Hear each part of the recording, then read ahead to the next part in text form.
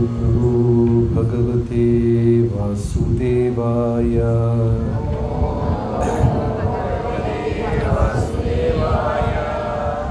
ഓം നമോ ഭഗവതേ വാസുദേവായ.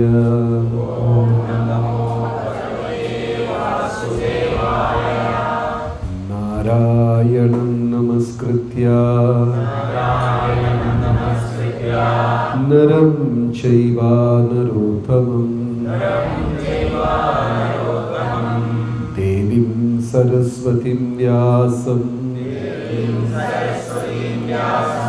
തതോ ജയമുതിരയേ. ഹേ കൃഷ്ണ കരുണാ സിന്ധു ദീനബന്ധു ജഗത്പതേ. ഗോപേശ ഗോപികാ കാന്ത രാധാകാന്ത നമോസ്തുതേ. തപ്ത കാഞ്ചന ഗൗരാംഗീ രാധേ വൃന്ദാവനേശ്വരി. വൃഷഭാനുസുതേ ദേവി പ്രണമാമി ഹരിപ്രിയേ. ജയ ശ്രീ കൃഷ്ണ ചൈതന്യ പ്രഭു നിത്യാനന്ദ ശ്രീ അദ്വൈത ഗദാധര ശ്രീവാസദി ഗൗരഭക്തവൃന്ദ. ഹരേ കൃഷ്ണ ഹരേ കൃഷ്ണ കൃഷ്ണ കൃഷ്ണ ഹരേ ഹരേ ഹരേ രാമ രാമ രാമ ഹരേ ഹരേ. ഹരേ കൃഷ്ണ. എല്ലാ സജ്ജനങ്ങൾക്കും വിനീതമായ പ്രണാമം. അപ്പോൾ കുന്തി മഹാറാണിയുടെ പ്രാർത്ഥനകൾ നമ്മൾ തുടരുകയാണ്. ശ്രീമദ് ഭാഗവതം പ്രഥമസ്കന്ധം 8-ാം അധ്യായം 18-ാമത്തെ ശ്ലോകം.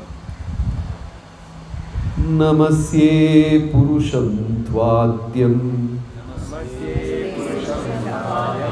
ഈശ്വരം പ്രകൃതേ പരം അലക്ഷ്യം സർവഭൂതാനാം അന്തർബഹിരവസ്ഥിതം. ഇപ്പൊ കുന്തി മഹാറാണി പ്രാർത്ഥനകൾ ഈ ശ്ലോകവും ചൊല്ലിയാണ് തുടങ്ങുന്നത്. ഭഗവാന് ആദ്യത്തെ പ്രണാമം ആദ്യം പുരുഷം. യഥാർത്ഥത്തിൽ നമുക്ക് ഇവിടെ ഭഗവാൻ ഇല്ലാതെ സ്വന്തമായി ഒന്നും ആസ്വദിക്കാൻ പറ്റില്ല. ഈശ്വരനെ മാറ്റി വച്ചിട്ട് നമുക്ക് ആസ്വദിക്കാൻ ശ്രമിച്ചു കഴിഞ്ഞാൽ അതെല്ലാം വലിയ പരാജയത്തിൽ അവസാനിക്കും. മനുഷ്യൻ സൃഷ്ടിക്കുന്ന എല്ലാ കാര്യങ്ങളിലും എന്തെങ്കിലും പോരായ്മകൾ ഉണ്ടാവുമോ അല്ലേ? ഒന്നും പെർഫെക്റ്റായിരിക്കില്ല. ഗ്രഹങ്ങൾ തമ്മിൽ കൂട്ടിമുട്ടിയതായിട്ട് എപ്പോഴെങ്കിലും കേട്ടിട്ടുണ്ടോ? ചൊവ്വയും ബുധനും ഇടിച്ചു, ചന്ദ്രൻ ഭൂമിയുടെ പുറത്ത് വീണു, വ്യാഴൻ അവധിയെടുത്തിട്ട് പോയി. അങ്ങനെയൊക്കെ കേട്ടിട്ടുണ്ടോ? ഇല്ല. പക്ഷികൾ സമരമായിരുന്നു ഇന്ന്. അങ്ങനെയൊക്കെ കേട്ടിട്ടുണ്ടോ? ഇല്ല. പക്ഷെ മനുഷ്യൻ എന്തുണ്ടാക്കിയാലും കുഴപ്പമുണ്ടാകും. പ്രകൃതി ഈശ്വരൻ്റെ കൽപ്പനയനുസരിച്ച് പ്രവർത്തിക്കുകയാണ്. ഈ പ്രകൃതിയുടെ അതിശയം എന്ന് പറഞ്ഞാൽ മണലാരണ്യത്തിലുള്ള ജീവി ഏതാ? ഡെസേർട്ടിൽ ഏതാ ഉള്ളത്? ഒട്ടകം. അപ്പം അങ്ങനെ മണലാരണ്യം എന്ന് പറഞ്ഞാൽ മനസ്സിലാവില്ല. നമ്മൾ മലയാളത്തിൽ ഡെസേർട്ട് എന്ന് പറഞ്ഞാൽ മനസ്സിലാവും. അവിടെ ഉള്ള ജീവി ഒട്ടകം. ഒട്ടകത്തിന് 2 കൺപോളയാണ് ഇത് സാധനം, 2 ഒന്ന് ട്രാൻസ്പെറൻ്റ് ആയിരിക്കും, ഈ ബാക്കിലുള്ളത് ട്രാൻസ്പെറൻ്റ്. ഈ ട്രെയിനിൽ 2 ഉണ്ടേ വിൻഡോസ്, 2 ഒരു കണ്ണാടി ഇതും കാണും, അതിൻ്റെ ബാക്കിൽ ഇനി ഒരു ഷട്ടറും കാണും. ഇതുപോലെ ഒട്ടകത്തിന് ഒരു ട്രാൻസ്പെറൻ്റ് ആയിട്ടുള്ള ഒരു കൺപോള, അതിൻ്റെ മേലെ ഇനിയൊന്ന്. മണലിൽ ഈ ഒട്ടകം സഞ്ചരിക്കുമ്പോൾ എന്ത് ചെയ്യുമെന്ന് വെച്ചാൽ ആദ്യത്തേത് ഇടുമ്പോൾ അതിന് കാണാൻ പറ്റും, പക്ഷെ കണ്ണിൽ മണ്ണ് വീഴില്ല, അതങ്ങനെ പോയിക്കൊണ്ടിരിക്കും. ഇടയ്ക്ക് മേലെ ഉള്ളതൊന്ന് അടയ്ക്കും, നമ്മൾ അടച്ച് തുറക്കുന്ന പോലെ അതും അടയ്ക്കും. അത് അടയ്ക്കുമ്പോൾ അതിൻ്റെ ബാക്കിൽ ഫുള്ളും പമ്പാണ്, വെള്ളം വന്ന് അതിനെ ക്ലീൻ ചെയ്തിട്ട് പോകും. സൃഷ്ടിച്ച ആൾക്ക് ബുദ്ധിയുണ്ടോ? ഇല്ലേ? എത്ര സൂക്ഷ്മമായിട്ടാണ് ഓരോ കാര്യങ്ങളും സൃഷ്ടിച്ചിരിക്കുന്നത്. ഒരിക്കലും ഒരു മഹാ ആചാര്യൻ പറഞ്ഞു, ദൈവമില്ലെന്ന് എന്തുകൊണ്ടാണ് ഈ മണ്ടര് പറയുന്നത്? ഓരോരുത്തരും അവരുടെ ശരീരത്തിനെ നോക്കിയാൽ തന്നെ എത്ര ശാസ്ത്രീയമാണ് ഈ ശരീരം. ഇനിയൊന്നും ഇതുപോലെ ഉണ്ടാക്കാൻ പറ്റുമോ? ഒരാളെ പോലെ ഇനിയൊരാളില്ല, ഒരാളുടെ സ്വരത്തിൽ ഇനിയൊരാളില്ല, ഒരാളുടെ ബോഡി ലാംഗ്വേജിൽ ഇനിയൊരാളില്ല, ഒരാൾ ചിന്തിക്കുന്നത് പോലെ ഇനിയൊരാളില്ല. മുറിഞ്ഞാൽ അത് ഒട്ടും അല്ലേ? കയ്യോ കാലോ മുറിഞ്ഞാൽ 2 ആഴ്ച സംഭവിക്കും, 2 ആഴ്ച കഴിഞ്ഞ് എന്താകും? ഇതൊക്കെ ഒരു മാജിക് അല്ലേ? മനുഷ്യ ഉണ്ടാക്കുന്ന തുണി കത്രിക കൊണ്ട് മുറിച്ചിട്ട് എടുത്ത് വെച്ചാൽ ഒട്ടോ? 2 ആഴ്ച കഴിയുമ്പോൾ കൂടിച്ചേരോ? മഹാ അത്ഭുതമാണ് മനുഷ്യ ശരീരം. അത് അമ്മയുടെ വയറ്റിനകത്ത് 2 ബാഗ്, 2 സഞ്ചി, കുഞ്ഞ് കിടക്കുന്നത്, പിന്നെ ഭക്ഷണം കഴിക്കും. ഇത് 2ൻ്റെ ഇടയ്ക്ക് പൊക്കിൾ കൊടിയിൽ ഒരു കണക്ഷൻ. അമ്മ കഴിക്കുന്നത് മുഴുവൻ ഈ കുഞ്ഞിന് എങ്ങനെയാണ് പോകുന്നത്? ഈ പൊക്കിൾ കൊടിയിൽ. അമ്മ മുളക് ബജി അടിക്കും, ഉള്ളി ബജിയൊക്കെ കഴിക്കും. ആ കുട്ടിക്ക് അത് ബുദ്ധിമുട്ടായി മാറും. മഹാ അത്ഭുതം. അമ്മ ചിന്തിക്കുന്നതും പ്രവർത്തിക്കുന്നതും എല്ലാം കുഞ്ഞിൻ്റെ ബോധമായി മാറും. ഇത്ര വിഭിന്നമായ സൃഷ്ടികളുണ്ടെങ്കിലും ഓരോ വ്യക്തിയും ഈശ്വരനെ കേന്ദ്രീകരിച്ചാൽ മാത്രമേ അവന് പൂർണ്ണ തൃപ്തിയിൽ കൈവരാൻ സാധിക്കൂ. നമ്മളെല്ലാവരും നമ്മുടെ ജീവിതത്തിൽ തൃപ്തരാണോ? 90% തൃപ്തരാണോ? അതുമില്ല. 70 ഇല്ല. 50%? ഓക്കെ, 50 കുറച്ച് പേരുണ്ട്. അതും ഇല്ലാത്ത ആൾക്കാർ അല്ലേ? പക്ഷെ ഈശ്വരനെ ആ ജീവിതത്തിൽ ചേർക്കുമ്പോൾ എല്ലാം തൃപ്തികരമായിട്ട് മാറും. അങ്ങനെ കാണാനും പഠിക്കാനും ഉള്ള ഒരു മനസ്സുണ്ടാകും. നമ്മളെ സ്തുതിക്കുമ്പോഴും നിന്ദിക്കുമ്പോഴും ഒരേ മനസ്സോട് നിൽക്കാൻ സാധിക്കും. ഉദാഹരണം, ഭാഗവതത്തിൽ വിദുര മഹാത്മാ ധൃതരാഷ്ട്രൻ്റെ സഹോദരനാണ്, ഒരു ദാസിയിൽ കൂടെ ജനിച്ച മകനാണ്. ആര്? വിദുരൻ. ഈ വിദുരർ ആരാണെന്ന് ചോദിച്ചാൽ ധർമ്മരാജനായിരുന്നു. ധർമ്മരാജൻ 12 മഹാജനങ്ങളിൽ ഒരാളാണ്. ധർമ്മരാജൻ ഒരു വ്യക്തിയെ വിഷമിപ്പിക്കില്ല, ആരെയും കുറ്റപ്പെടുത്തില്ല, ഒരാളെക്കുറിച്ച് ജീവിതത്തിൽ മോശം പറയില്ല, എല്ലാവരിലും നന്മ മാത്രം കാണുന്ന 12 മഹാജനങ്ങളിൽ ഒരാളാണ് ആര്? ധർമ്മരാജൻ. പാവം ഒരു ദിവസം മീറ്റിങ്ങിന് ലേറ്റായി വന്നു. അവിടെ ബ്രഹ്മാവ് ഒരു പൊതുയോഗം നടത്തുന്നുണ്ടായിരുന്നു. അദ്ദേഹം ആ പൊതുയോഗത്തിന് ലേറ്റായി. പണം ലക്ഷ്മിക്ക് കൊടുത്തു, സരസ്വതിക്ക് വിദ്യ കൊടുത്തു, ഗണപതിക്ക് തടസ്സം. ഇങ്ങനെ ഓരോരുത്തരും ഓരോ മേഖല എടുത്തുകൊണ്ട് പോയി. കർമ്മം മാത്രം ആരും തൊട്ടില്ല. കാരണം അത് തൊട്ടാ പൊള്ളും. നമ്മളെല്ലാവരും അറിഞ്ഞോ അറിയാതെയോ എത്രയോ പാപകർമ്മങ്ങളാണ് ചെയ്യുന്നത്. ഒരു മണിക്കൂറിൽ എത്രയോ കർമ്മം നമ്മൾ ചെയ്യും, നല്ലതും ചീത്തയുമായിട്ട്. ഇവിടെ ഇരുന്ന് വീട്ടിലേക്ക് നടന്നു പോകുമ്പോൾ എത്ര ജീവികളെ നമ്മൾ ചവിട്ടും, കൊല്ലും, ഇല്ലേ? ചെയ്യൂലേ? ചെയ്യും. അവിടെ എത്തുന്ന മുമ്പേ എത്ര പേരെ കുറ്റം പറയും. രസം എന്ന് പറഞ്ഞ് സാമ്പാർ തന്നു, സാമ്പാർ എന്ന് പറഞ്ഞ് രസം തന്നു. ഒരു ദിവസം നമ്മൾ എത്ര പേരെ കുറ്റം പറയും, വിമർശിക്കും. ചെയ്യൂലേ? ചെയ്യും. പിന്നെ ചിലത് പുറത്ത് പറഞ്ഞില്ലെങ്കിലും മനസ്സിൽ ചിന്തിക്കും. ഇങ്ങനെ ഓരോ ക്ഷണവും നമ്മൾ കൂമ്പാരം ഇങ്ങനെ പാപകർമ്മം ചെയ്ത് കൂട്ടുക. ഓരോന്നിനും അനുഭവിക്കേണ്ടി വരും. ഒരു പശുവിനെ വെട്ടിക്കൊന്ന് തിന്നാൽ ആ പശുവിൻ്റെ ദേഹത്ത് എത്ര രോമങ്ങളുണ്ടോ അത്രയും ജന്മം ജനിക്കേണ്ടി വരും. പശുവിൻ്റെ ദേഹത്ത് എത്ര രോമം ഉണ്ടാവും? ആർക്കെങ്കിലും എണ്ണാൻ പറ്റുമോ? അത്രയും പ്രാവശ്യം ജനിക്കേണ്ടി വരും ഭൂമിയിൽ. എത്ര പേർക്ക് ഒന്നും കൂടെ തൃശ്ശൂരിൽ ജനിക്കണം?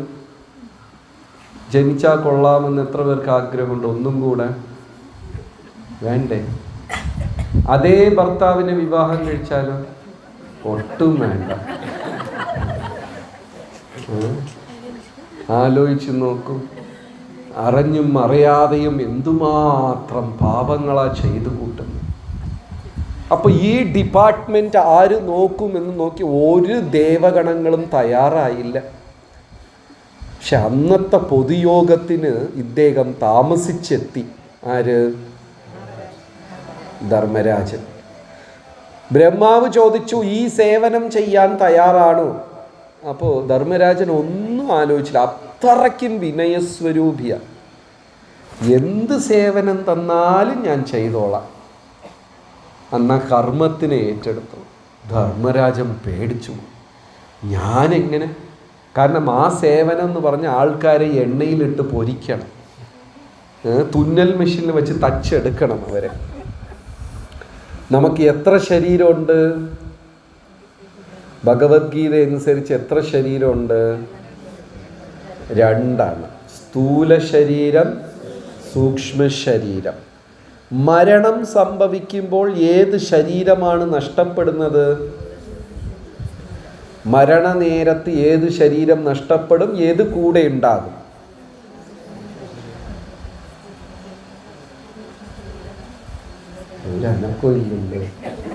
നമുക്ക് എത്ര ശരീരമാണ്? 2. സ്ഥൂല ശരീരം. സ്ഥൂല ശരീരം എന്തുകൊണ്ടുണ്ടാക്കിയതാ? പഞ്ചഭൂതങ്ങൾ, ഭൂമി, ജലം, അഗ്നി, വായു, ആകാശം. സൂക്ഷ്മ ശരീരം എന്തുകൊണ്ടുണ്ടാക്കിയതാ? മനസ്സ്, ബുദ്ധി, അഹങ്കാരം. മരണസമയത്ത് ഏത് ശരീരമാണ് നഷ്ടപ്പെടുന്നത്?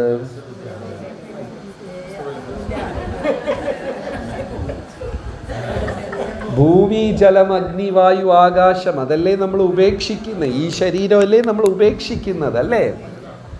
മനസ്സ്, ബുദ്ധി, അഹങ്കാരം കൂടെ കാണും. ഇവിടെ നമ്മൾ ആദ്യം യമൻ്റെ കോടതിയിലേക്ക് പോകും.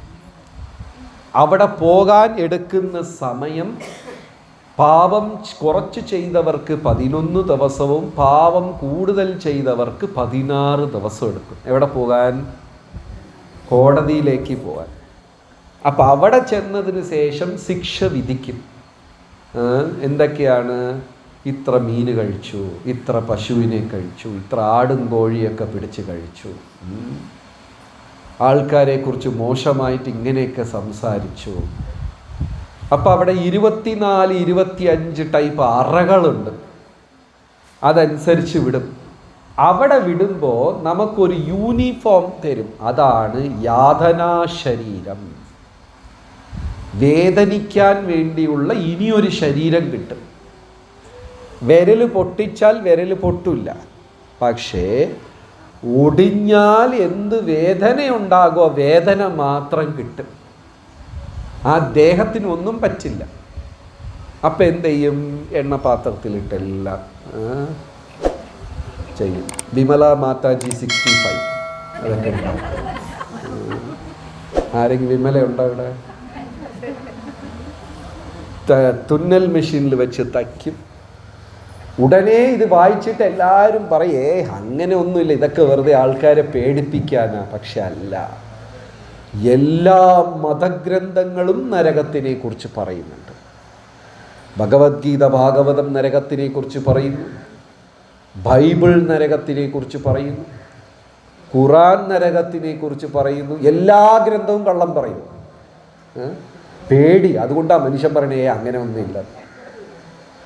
അവിടെ ശിക്ഷയുണ്ട്. ഈ ഡിപ്പാർട്ട്മെന്റ് ആരുടെ തലയ്ക്ക് കിട്ടി? ധർമ്മരാജൻ പേടിച്ചു പോയി. ഞാൻ എന്ത് ചെയ്യും? ഭഗവാന്റെ അടുത്ത് ചെന്ന് പറഞ്ഞു, എന്നെ കൊണ്ട് പറ്റില്ല ഈ സേവനം. എനിക്കെങ്ങനെയാ? ആൾക്കാർ കഷ്ടപ്പെടുന്നത് കാണുമ്പോൾ ഞാൻ കരയാൻ തുടങ്ങും. എനിക്കിതൊന്നും പറ്റില്ല, എനിക്ക് അത്രയും ലോലഹൃദയമാണെന്നൊക്കെ പറഞ്ഞു. ഭഗവാൻ പറഞ്ഞു, വിഷമിക്കേണ്ട, നീ അത് നോക്കിക്കോ. നിന്റെ തീരുമാനത്തിൽ ഞാൻ പോലും ഇടപെടില്ല. ആരുടെ തീരുമാനത്തിൽ? ധർമ്മരാജൻ്റെ തീരുമാനത്തിൽ ഞാൻ ഇടപെടില്ല. പക്ഷേ ചില ആൾക്കാരെ മാത്രം നീ വിട്ടേക്ക്. ആരെ വിടണം? നെറ്റിയിൽ തിലകം വരച്ച ആൾക്കാർ, കഴുത്തിൽ കട്ടിമാല ഇട്ടവർ, തുളസിമാല ധരിച്ചവർ, ഉറങ്ങി ജപിക്കുന്ന ആൾക്കാർ, അവരെയൊക്കെ അങ്ങ് വിട്ടേക്കാം. ബാക്കി എല്ലാവരെയും പിടിച്ചോളാം. അപ്പോൾ ഭഗവാന്റെ ഇത് പാദമാണ്, ഭഗവാന്റെ പാദചിഹ്നമാണ് നമ്മൾ നെറ്റിയിൽ വെച്ചിരിക്കുന്നത്. ഇത് യമധർമ്മൻ എടുക്കില്ല, അവരെ ഉപേക്ഷിക്കാൻ പറഞ്ഞു. ബാക്കി എല്ലാവരെയും കൊണ്ടുപോയിട്ട് അവിടെ ശിക്ഷിക്കാൻ. പക്ഷേ ആ തീരുമാനത്തിൽ ആര് പോലും ഇടപെടത്തില്ല, ഭഗവാൻ പോലും അതിൽ ഇടപെടത്തില്ല. അങ്ങനെ അത്രയും മഹാപരമ വൈഷ്ണവനായ ധർമ്മരാജൻ ഈ ഉത്തരവാദിത്തം ഏറ്റെടുക്കാനായി പാതാള ലോകത്തിൽ പോയപ്പോൾ ഇരുണ്ട മുഖം, ചുവന്ന കണ്ണുകളും ചെമ്പിച്ച മുടിയും ഭയാനകമായ ഒരു യമന്റെ രൂപം കിട്ടി അദ്ദേഹത്തിന് 2 രൂപം. വൈഷ്ണവനായ ധർമ്മരാജനും ജോലി ചെയ്യാൻ പോകുമ്പോൾ യമരാജനും, രണ്ടും വേറെ രൂപം. മഹാപരമസാധു, ആരെ ഉപദ്രവിക്കില്ല, അങ്ങനത്തെ ഒരു രൂപം. ഏത്? ധർമ്മരാജൻ. അത്രയും ക്രൂരമായ ഒരു രൂപം. ഏത്? യമരാജൻ. 2 അസിസ്റ്റന്റുമാർ, കാലം, മൃത്യു, 2 പേര് എപ്പോഴും കൂടെ കാണും. ആര്? കാലവും മൃത്യുവും. ഇത് 2 അസിസ്റ്റന്റുമാരാണ്. അവരങ്ങോട്ട് രാവിലെ ഇറങ്ങും. ഇന്ന് തൃശ്ശൂരിൽ നിന്ന് 10, തൃപ്പറയാറിൽ നിന്ന് 8, അവിടെ ഇരുന്ന് 4 ലിസ്റ്റുമായിട്ട് അങ്ങ് ഇറങ്ങും. അത്രയും പേരെ പിടിച്ചുകൊണ്ട് അങ്ങ് പോകും. യമസ്യ കരുണാനാസ്തി. യമരാജൻ എന്തില്ല? കാരുണ്യമേ ഇല്ല. യമസ്യ കരുണാനാസ്തി. യമന്റെ പിടിയിലിരുന്ന് രക്ഷപ്പെടണമെങ്കിൽ കർത്തവ്യം ഹരികീർത്തനം. എന്ത് ചെയ്യണം? ഹരികീർത്തനം ചെയ്താൽ മാത്രം. അങ്ങനെ വലിയ ഒരു ലിസ്റ്റ്. പാപത്തിൽ ഏറ്റവും ഉയർന്നത് എഴുതി വച്ചിരിക്കുന്ന എന്തൊക്കെയാന്ന് വെച്ചാൽ ഗുരുഹത്യ. ആരെ കൊന്നാലാ ഏറ്റവും വലിയ പാപം? ഗുരുവിനെ കൊല്ല. ഭാഗ്യം നമുക്ക് അങ്ങനത്തെ ഒന്നില്ല, കാരണം പലർക്കും ഗുരു ഇല്ല. പിന്നെ മാതൃഹത്യ, സ്വന്തം അമ്മയെ കൊല്ലുക എന്നുള്ളത്, അതും ഭാഗ്യം. അങ്ങനെയൊന്നും ആരും ചെയ്യാറില്ല. ചിലപ്പോൾ പീഡിപ്പിക്കും, വേദനിപ്പിക്കും, വാക്കുകൾ കൊണ്ട് എന്തെങ്കിലുമൊക്കെ പറയും. വാക്കുകൾ കൊണ്ട് പറഞ്ഞ് അമ്മയെ കരയിപ്പിച്ച ആരെങ്കിലും ഉണ്ടോ ഇവിടെ? ഇല്ല. മലയാളം മനസ്സിലായോ? അല്ലേ? അതായത് പാരൻസ് തെറ്റ് പറഞ്ഞാൽ പോലും നമുക്ക് എതിർക്കാനുള്ള അവകാശമില്ല. മാതാപിതാക്കളെ എപ്പോൾ എതിർക്കാം? ഈശ്വരനെ പൂജിക്കണ്ട എന്ന് പറഞ്ഞാൽ മാത്രമേ എന്ത് ചെയ്യാവൂ? എതിർക്കാവൂ. പ്രഹ്ലാദൻ ഹിരണ്യകശിപുവിനെ ഏതൊക്കെ അവസ്ഥയിലാണ് എതിർത്തത്? എപ്പോഴാണ് എതിർത്തത്?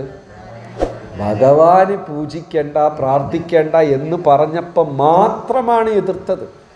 ബാക്കി ഹിരണ്യകശിപു എന്തെല്ലാമോ ക്രൂരതകൾ കാണിച്ചുകൊണ്ടിരുന്നു, അതിനൊന്നും പ്രഹ്ലാദൻ എതിർത്തില്ല.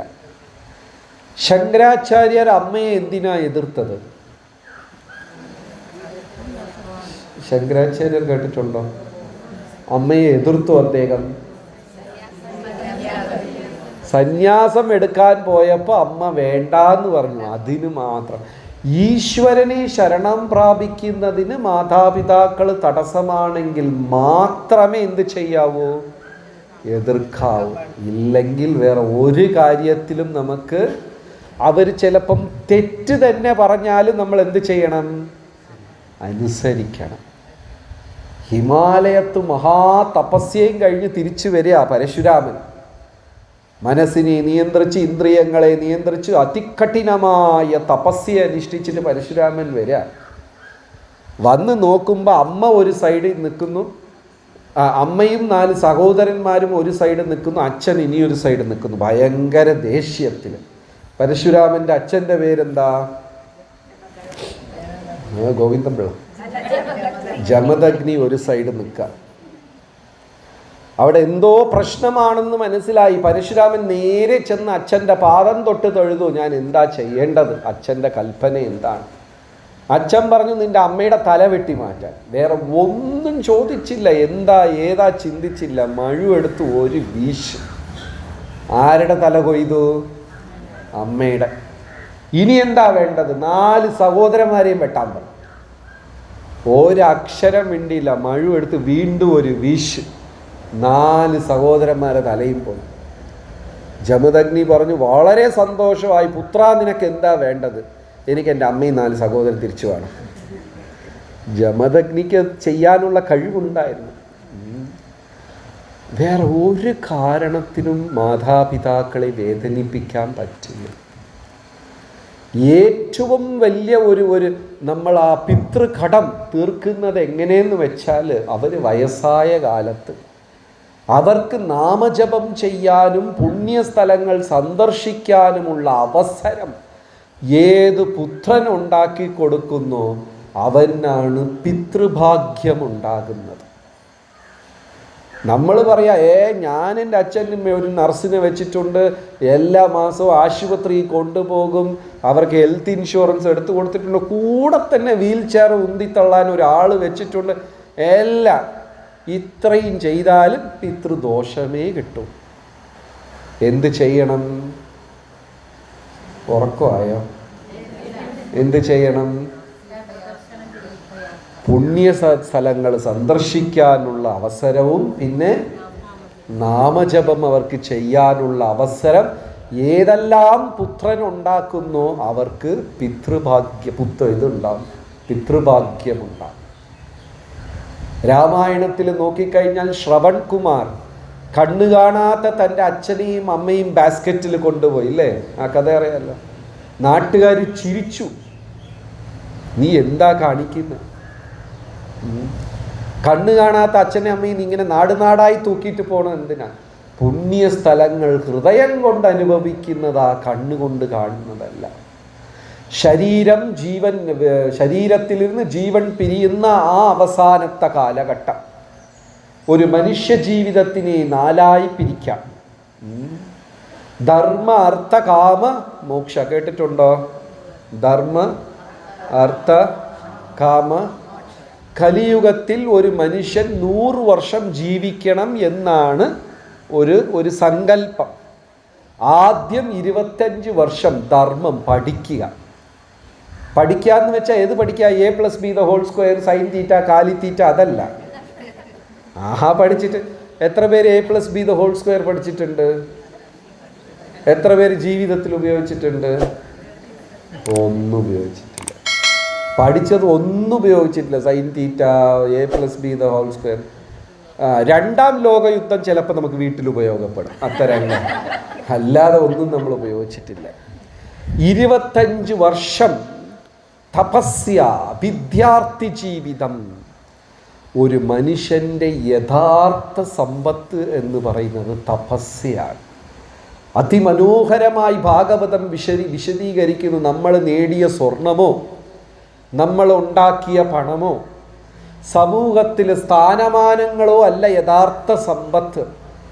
യഥാർത്ഥ സമ്പത്ത് നമ്മൾ അനുഷ്ഠിച്ച തപസ്യ. എന്ത് നേടിയാൽ എന്ത് നേടിയാൽ മറ്റുള്ളവർക്ക് അസൂയയില്ലാതെ ഇരിക്കുമോ, അതാണ് യഥാർത്ഥ സമ്പത്ത്. മനസ്സിലായോ? നമ്മൾ എന്ത് നേടിയാൽ മറ്റുള്ളവരെ ഹൃദയത്തിൽ അസൂയ ഉളവാക്കാതിരിക്കോ, സൃഷ്ടിക്കാതെ ഇരിക്കോ, അതാണ് യഥാർത്ഥ സമ്പത്ത്. നമ്മൾ ധനം നേടിയാൽ മറ്റുള്ളവരെ ഹൃദയത്തിൽ അസൂയ ഉണ്ടാകുമോ? ഉണ്ടാകുമോ? ഉണ്ടാകും. നമ്മൾ ഒരുപാട് വലിയ വീട് 2 കാറൊക്കെ മേടിച്ചാൽ മൊത്തം ഗിരിച്ചേട്ടൻ്റെ കയ്യിൽ കള്ളപ്പണമാണ്, നാട്ടുകാർ പറയും. ധനം നേടിയാൽ ആൾക്കാർക്ക് അസൂയ ഉണ്ടാകുമോ? ഉണ്ടാകും. ഒരുപാട് സ്ഥാനമാനങ്ങൾ നേടി മറ്റുള്ളവർക്ക് അസൂയ ഉണ്ടാകുമോ? ഉണ്ടാകും. കഴുത്തിൽ ഒരു 1 കിലോ സ്വർണ്ണമാല ഇട്ടിട്ട് പോകുന്നു, അസൂയ ഉണ്ടാകുമോ മറ്റുള്ളവർക്ക്? ഉണ്ടാകും. ഏകാദശിക്ക് നമ്മൾ പട്ടിണി കിടന്നു, തപസ്യായിരുന്നു, മറ്റുള്ളവർക്ക് അസൂയ ഉണ്ടാവുമോ? ഇല്ല. ഭയങ്കര ഭക്തയാ, ഏകാദശിക്കാ പിടിക്കുന്നത്. ശരിക്കും അസൂയ ഇല്ലാത്ത ഒരേ ഒരു സാധനം എന്താണ്? നമ്മൾ ചെയ്യുന്ന തപസ്യ. ഇപ്പോൾ ഒരാൾ ജപിച്ചാൽ ആർക്കെങ്കിലും അസൂയ ഉണ്ടാവുമോ? ഒന്നും ഉണ്ടാവില്ല.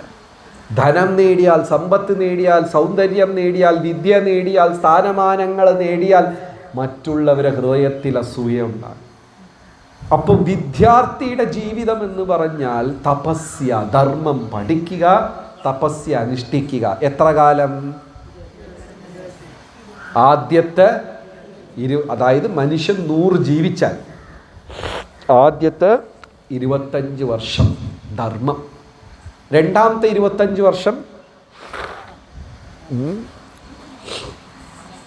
ആ വിദ്യയൊക്കെ ഉപയോഗിച്ച് കുറച്ച് ആവശ്യത്തിന് ഒക്കെ പൈസ ഉണ്ടാക്കുക. ആ പൈസ ഉപയോഗിച്ച് കുറച്ച് സുഖമൊക്കെ തേടുക. നല്ല ഒരു വീട്, ഒരു കുടുംബം, അങ്ങനെയൊക്കെ കുറച്ച് സന്തോഷം അന്വേഷിക്കുക. ധർമ്മ, അർത്ഥ, കാമ. അവസാനത്തെ 25 എന്താണ്? അവസാനത്തെ 25 ധർമ്മ, അർത്ഥ, കാമ എല്ലാം മതി എന്ന് മാറ്റി വച്ചിട്ട് ഈശ്വരനെ കുറിച്ച് ചിന്തിക്കുക. 100 വർഷം ജീവിക്കുമെങ്കിൽ ഇന്ന് മനുഷ്യൻ എത്രയാ ജീവിക്കുന്നത്? എത്ര? 14, 70, 80 അതൊക്കെയല്ലേ അല്ലേ? ചിലർ 60കളിലും പോകുന്നു. ശരി, ഒരു 80 എന്ന് വെച്ചോളൂ. അപ്പം 80നെ 4ആയിട്ട് ഡിവൈഡ് ചെയ്താൽ എത്രയാണ് മോക്ഷത്തിൻ്റെ കാലം? 20. അപ്പം എപ്പോൾ തൊട്ട് തുടങ്ങണം? 60 അടിച്ചു കഴിഞ്ഞാൽ വീട്ടു താക്കോല് മക്കളെ കയ്യിൽ, മരുമക്കളെ കയ്യിൽ കൊടുക്കുക. പത്രം, പ്രമാണം, വസ്തുക്കളെല്ലാം ഏൽപ്പിക്കുക. മക്കളെടുത്ത് പറയുക, എൻ്റെ സമ്പത്തിന് ജപമാല മാത്രമേ ഉള്ളൂ. എനിക്കറിയാം ഇവിടെ ആർക്കും 60 ആയിട്ടില്ലെന്നറിയാം.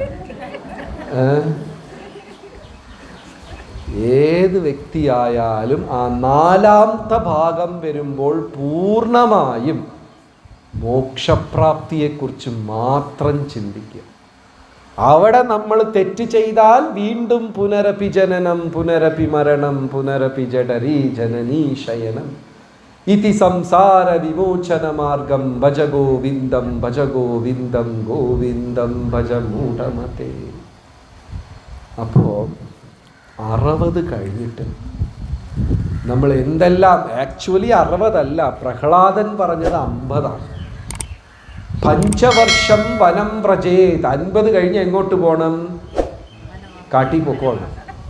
പ്രഹ്ലാദൻ എങ്ങനെയാ പറഞ്ഞത്? വനം വ്രജേത്, കാട്ടിൽ പോകണം, വീട്ടിലിരിക്കാൻ പാടില്ല. എനിവേ അതിപ്പോൾ പ്രാക്ടിക്കൽ അല്ല. നിർത്തണോ പ്രഭു?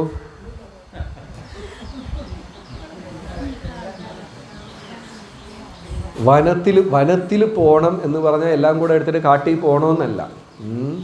ഭൗതിക സാധനങ്ങളോടുള്ള ആസക്തിയെ കുറയ്ക്കുക. താമര ഇല വെള്ളത്തിൽ നിൽക്കുന്നത് പോലെ, ഇല വെള്ളത്തിലുണ്ടാകും, പക്ഷേ വെള്ളം അതിൽ ഒട്ടിപ്പിടിക്കോ പറ്റിപ്പിടിക്കോ ഇല്ല. ഈ കൊപ്രത്തേങ്ങയില്ലേ, അത് ഷെല്ലിൻ്റെ അകത്തുണ്ടാകും, പക്ഷെ തേങ്ങ ഒട്ടിയിരിക്കോ? ഒട്ടാതെ ഇരിക്കും. മക്കളും ചെറുമക്കളും പല പ്രശ്നങ്ങളായിട്ട് വരും. എന്ത് കേട്ടാലും നമ്മൾ എന്ത് പറയണം?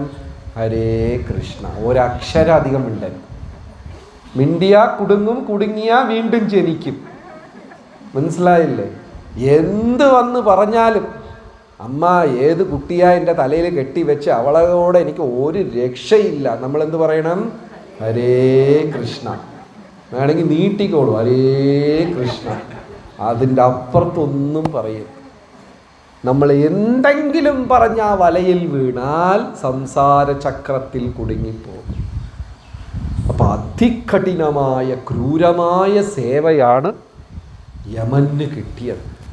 ഭഗവാൻ പോലും അതിനകത്ത് ഇടപഴകത്തില്ല. പക്ഷെ വിദുരരായി അവതരിച്ചത് യമനല്ല, ധർമ്മരാജനാണ്. എന്ത് പറ്റിയെന്ന് വെച്ചാൽ ധർമ്മരാജൻ അത്രയ്ക്കും ശാന്തനാണ്. ഒരു ദിവസം മാണ്ഡവ്യമുനി ചെന്ന് പരാതി പറഞ്ഞു. മാണ്ഡവ്യമുനി ഒരു ആശ്രമത്തിലിരുന്ന് തപസ്യയിരിക്കുക. രാജകുമാരി കുളക്കടവിൽ കുളിക്കാൻ വന്നു. ആഭരണങ്ങളെല്ലാം അഴിച്ചു വെച്ച് കുളിക്കാൻ ഇറങ്ങി. കള്ളന്മാർ ഇതെടുത്തോണ്ട് ഓടി, ആഭരണം എടുത്തോണ്ട് ഓടി. കാവൽക്കാരന്മാർ പിടിക്കാൻ ഓടി. ഓടി അവർ പേടിച്ചു പോയി. എന്ത് ചെയ്തു? ആഭരണമെല്ലാം മാണ്ഡവ്യ ഋഷിയുടെ ആശ്രമത്തിനകത്ത് എറിഞ്ഞു. ഉടനെ കാവൽക്കാരന്മാർ മാണ്ഡവ്യനാണ് മോഷ്ടിച്ചതെന്ന് പറഞ്ഞ് മാണ്ഡവ്യനെ പിടിച്ചോണ്ടുപോയി. രാജാവ് പിന്നെ അങ്ങോട്ടും ഇങ്ങോട്ടും ഒന്നും ചോദിച്ചില്ല. മാണ്ഡവ്യ മുനിക്ക് വന്നിട്ട് മഹർഷി എന്ത് ചെയ്തു? ആണിയിൽ കയറ്റി ഇരുത്തി കൊന്നു. പണ്ട് അങ്ങനെയൊക്കെ ശിക്ഷയുണ്ടായിരുന്നു. വലിയ ഇരുമ്പിൽ ആണി ഉണ്ടാവും, വലിയ ആണി.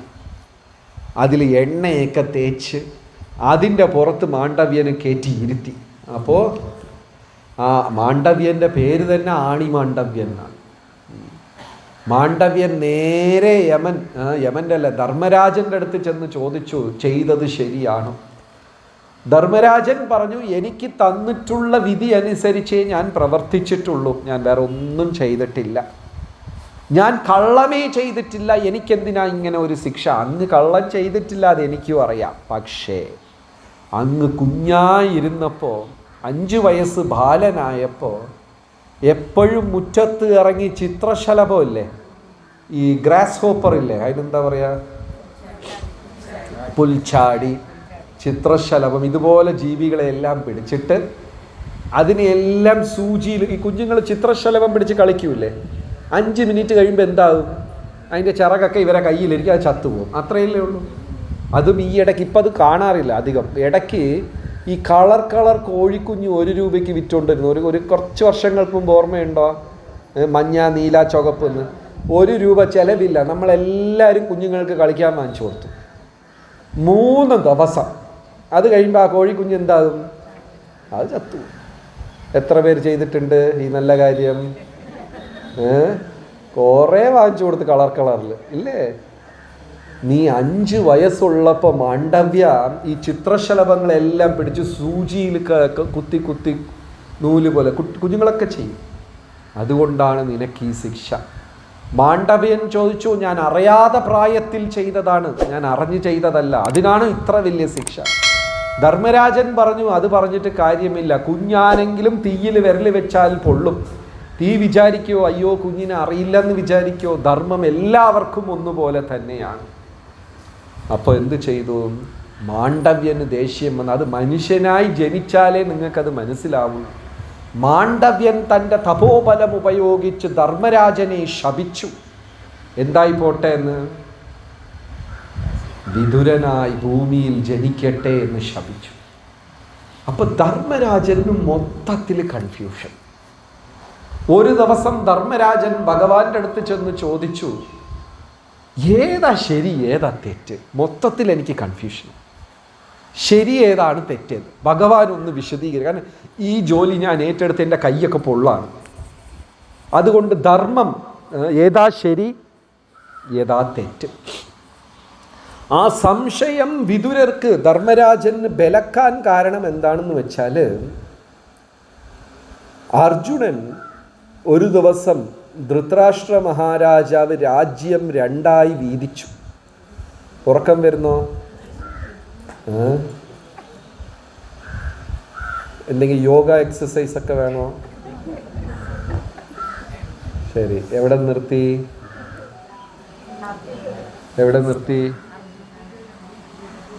അതായത് ധൃതരാഷ്ട്ര മഹാരാജാവ് യുദ്ധത്തിന് പേടിച്ചിട്ട് ശരി പകുതി രാജ്യം നിനക്ക് തരാമെന്ന് പറഞ്ഞ് രണ്ടായി വീതിച്ചു. ഖാണ്ഡവപ്രസ്ഥം എന്ന സ്ഥലമാണ് പാണ്ഡവർക്ക് കൊടുത്തത്. അർജുനൻ പറഞ്ഞ് എനിക്ക് വേണ്ടേ വേണ്ട. എന്തുകൊണ്ടാ? ഖാണ്ഡവപ്രസ്ഥം ശ്മശാന ഭൂമിയാണ്, കാടാണ്. അതിനകത്ത് ആരുമേ പോവില്ല. പാമ്പും ഇഴജന്തുക്കളും പല്ലികളും അത്തരം ജീവികൾ ജീവിക്കുന്നതാണ്. വലിയ സന്തോഷത്തോട് ധൃതരാഷ്ട്രർ ദാനം ചെയ്തു. ആർക്കും വേണ്ടാത്ത സ്ഥലം. നമ്മളും അങ്ങനെയാണ്. ചിലപ്പോൾ ഏതെങ്കിലും പ്രോഗ്രാമിലൊക്കെ വരുമ്പോൾ നമുക്ക് വീട്ടിൽ കുറേ കുക്കർ, കപ്പൻ, സോസർ ഇതൊക്കെ ഗിഫ്റ്റ് വരും. നമുക്ക് ഇഷ്ടമുള്ളതെല്ലാം മാറ്റി വെച്ചിട്ട് ഇഷ്ടമില്ലാതെ പെട്ടിയൊക്കെ അങ്ങനെ സൂക്ഷിച്ച് വെച്ചിരിക്കും. എന്താണ്? അടുത്ത ഏതെങ്കിലും വീട്ടിൽ പ്രോഗ്രാം വരുമ്പോൾ അങ്ങനെ കൊടുക്കാൻ. ചെയ്യാറുണ്ടോ? ആരും ചെയ്യാറില്ല. എനിക്ക് ഹൃദയത്തിൽ ഒരുപാട് ഇഷ്ടമുള്ള കാര്യം കൊടുക്കുന്നതാണ് യഥാർത്ഥ ദാനം. ഇഷ്ടമില്ലാത്തത് കൊടുക്കുന്നതല്ല ദാനം. ഇല്ലേ? ചിലപ്പോൾ നമ്മളെ വീട്ടിലൊരു ജോലിക്കാരിയുണ്ട്. അപ്പോൾ ജോലിക്കാരിക്ക് എൻ്റെ ഒരു ഡ്രസ്സ് കൊടുക്കണം. ഞാൻ എൻ്റെ ഡ്രസ്സിൽ ഏതായിരിക്കും ജോലിക്കാരിക്ക് എടുത്ത് കൊടുക്കുക? എല്ലാവരും ബുദ്ധനെ പോലായി. ഏത് ഡ്രസ്സായിരിക്കും ജോലിക്കാരിക്ക് കൊടുക്കുക? തികയാത്തതോ ഇഷ്ടമില്ലാത്തതോ എടുത്തങ്ങ് കൊടുക്കും. ഓക്കെ. പക്ഷേ യഥാർത്ഥ ദാനം എന്ന് പറയുന്നത് ഏറ്റവും ഇഷ്ടമുള്ളത്. ചൈതന്യ മഹാപ്രഭുവിടെ അച്ഛനമ്മ വീട്ടിലിരുന്നപ്പോൾ ഒരു ബ്രാഹ്മണൻ വന്ന് ദക്ഷിണയായി ചോദിച്ചു. എന്താ ചോദിച്ചത്? ഞാൻ തീർത്ഥാടനം പോവാണ്, ഒരുപാട് യാത്ര ചെയ്യേണ്ടി വരും, എനിക്കൊരു സേവകൻ വേണം, നിന്റെ മകനെ എനിക്ക് ദാനമായി താ എന്ന് ചോദിച്ചു. കണ്ണ് നിറഞ്ഞുപോയി. അത്രയും വേദനയോടെ ചൈതന്യ മഹാപ്രഭുയുടെ അച്ഛനും അമ്മയും അവരുടെ മൂത്ത മകനെ ദാനമായി കൊടുത്തു. നമുക്ക് ഏറ്റവും ഇഷ്ടമുള്ളതിനെ കൊടുക്കുന്നതാണ് യഥാർത്ഥ ദാനം. തിരുപ്പതിയിൽ പോയി ആൾക്കാർ മുടി കൊടുത്തിട്ട് വരും. നന്നായിട്ടറിയാം ട്രെയിൻ കയറി വീട്ടിൽ വരുമ്പോൾ അത് വളരുമെന്ന്. ഇനി അത് ഒരിക്കലും വളരില്ല എന്നുണ്ടെങ്കിൽ ആരെയും കൊടുക്കുമോ? ഖാണ്ഡവപ്രസ്ഥം പാണ്ഡവർക്ക് ദാനമായി കൊടുത്തു. അർജുനൻ പറഞ്ഞു എനിക്ക് വേണ്ടേ വേണ്ട, ഇത് വേണ്ട ഈ സ്ഥലം.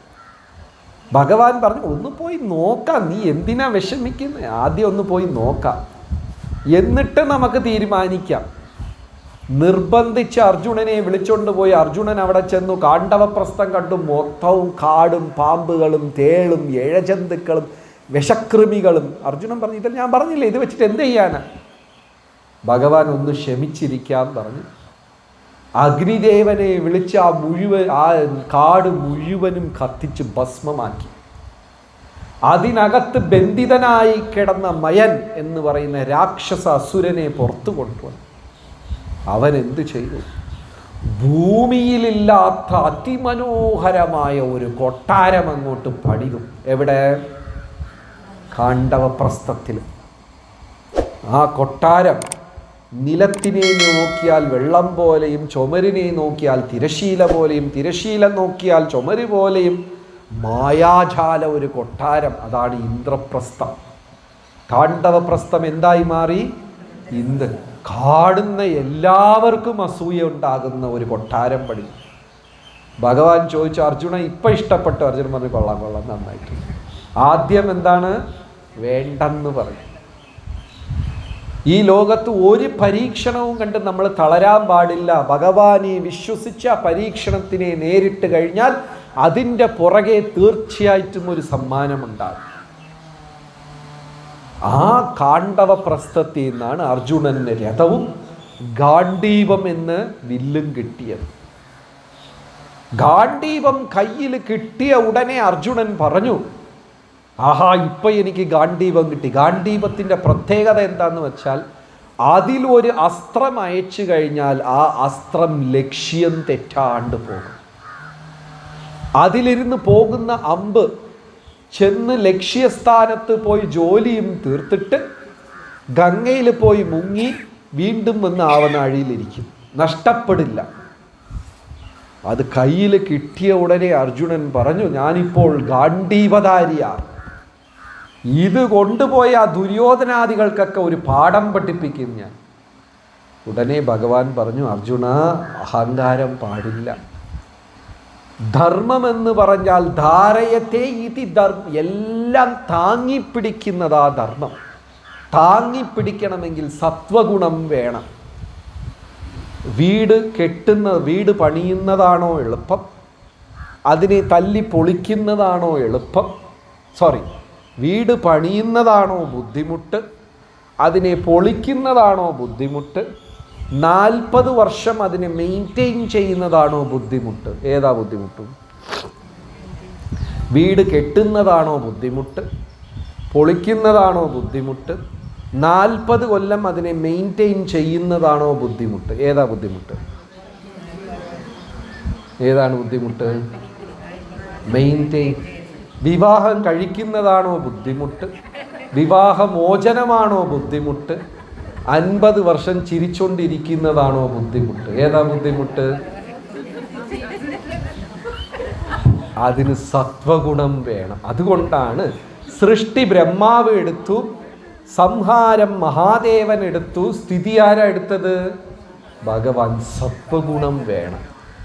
ഏതൊരു സാധനം നിലനിർത്തണമെങ്കിലും നമുക്ക് എന്ത് വേണം? സത്വഗുണം. അത്രയ്ക്കും ശാന്തിയും സമാധാനം ഉണ്ടായിരിക്കണം. അർജുന, മറ്റുള്ളവരുടെ കയ്യിൽ കിട്ടാത്ത ഏതെങ്കിലും ഒന്ന് നിനക്കുണ്ടെങ്കിൽ അത് വെച്ച് അഹങ്കരിക്കുകയല്ല വേണ്ടത്, അത് മറ്റുള്ളവരുടെ സേവയിൽ ഉപയോഗിക്കണം.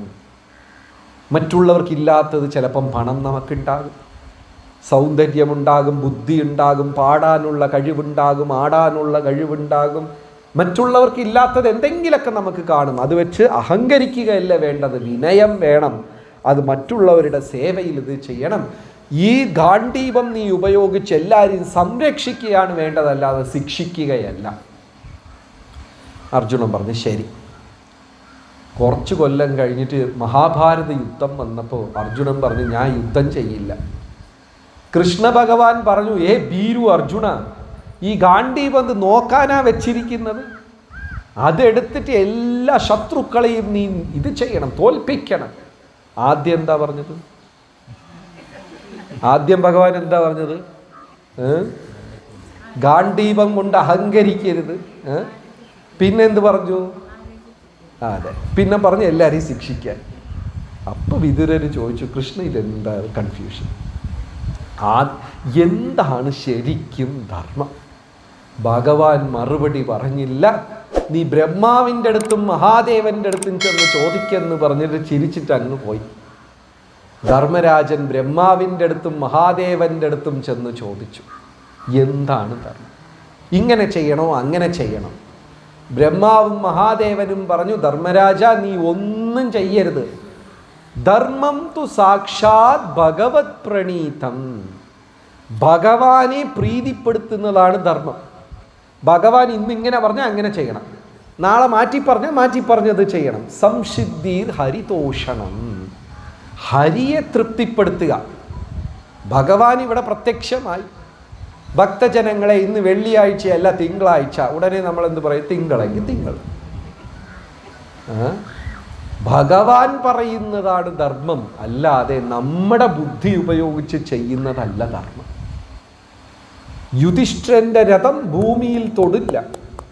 എപ്പോഴും യുധിഷ്ഠിരൻ്റെ രഥം ഭൂമിയുടെ മീതേ പറക്കുമായിരുന്നു. കാരണം ജീവിതത്തിൽ കള്ളമേ പറഞ്ഞിട്ടില്ല അദ്ദേഹം. ആര്? യുധിഷ്ഠിരൻ. നമ്മളെപ്പോലെ ഒരു കള്ളവും പറഞ്ഞിട്ടില്ല.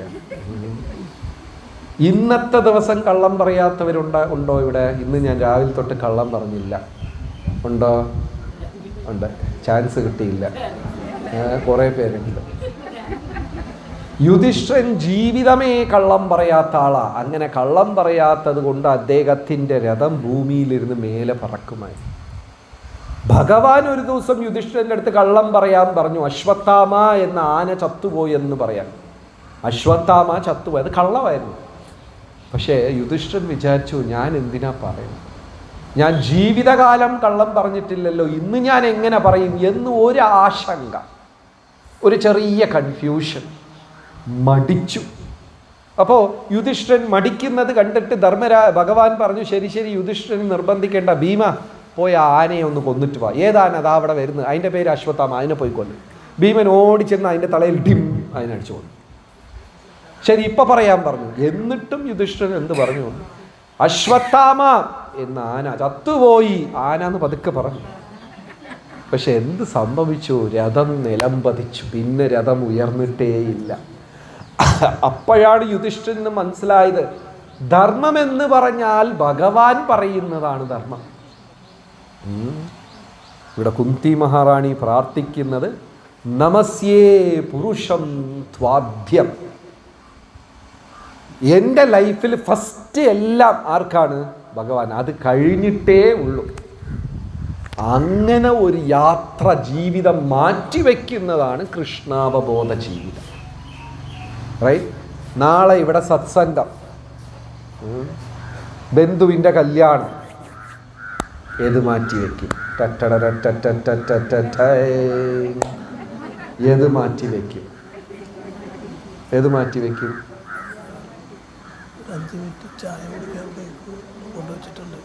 ഓക്കെ, പറഞ്ഞത് ഇഷ്ടപ്പെട്ടു, നിർത്താൻ പറഞ്ഞു. ഏത് മാറ്റിവെക്കും? പിന്നെ കല്യാണം. ഇന്ന് രാവിലെ നടന്ന ഒരു സംഭാഷണമാണ് ഞാൻ പറയുന്നത്. തീർച്ചയായിട്ടും കല്യാണത്തിന് പോകും. അപ്പോൾ അടുത്തുള്ള ഒരാൾ പറഞ്ഞു, അപ്പോൾ നീ സത്സംഗം മിസ് ചെയ്യോ? അതിന് റെക്കോർഡിംഗ് ഒക്കെ ഉണ്ടല്ലോ, ഞാൻ പിന്നെ കേട്ടോളാം. നമ്മൾ ആരെയും കുറ്റം പറയുന്നില്ല, അതാണ് നമ്മുടെ ജീവിതം. പക്ഷേ ഒരു ദിവസം ഇത് മാറും. വേറെ ഒന്നും എനിക്ക് വേണ്ട, ഭക്തി മാത്രം മതി എന്ന് പ്രാധാന്യം അതിന് കൊടുത്ത്, അതിനൊരു ഏജ്, ഞാൻ പറഞ്ഞതുപോലെ 50-60 കഴിയുമ്പോൾ നമ്മൾ അതൊക്കെ നിങ്ങൾ കൂടിയിട്ട് വാ, ഞാനിവിടെ, അങ്ങനെയൊക്കെ പറഞ്ഞ് നമ്മൾ പതുക്കെ താമരയില പോലെ അങ്ങനെ മാറി മാറി. അല്ലാതെ 80ാമത്തെ വയസ്സിൽ ബർത്ത്ഡേ പാർട്ടിക്ക് പോയി ഹാപ്പി ബർത്ത്ഡേ ടു പാടിക്കൊണ്ടിരിക്കുമ്പോൾ കാറ്റ് പോയാൽ അത്ര തന്നെ, നേരെ യമൻ്റെ ലോകത്ത് പോകും. അപ്പൊ പുരുഷം ആദ്യം, ഭഗവാനാണ് പ്രാധാന്യം. നമസ്യേ പുരുഷം ത്വാദ്യം ഈശ്വരം പ്രകൃതേ പരം അലക്ഷ്യം സർവഭൂതാനാം അന്തർബഹിരവസ്ഥിതം. അങ്ങൻ്റെ അകത്തുമുണ്ട് പുറത്തുമുണ്ട്, സർവ്വതിലും അങ്ങുണ്ട്. ശ്രീമതി കുന്തി മഹാറാണി കീ.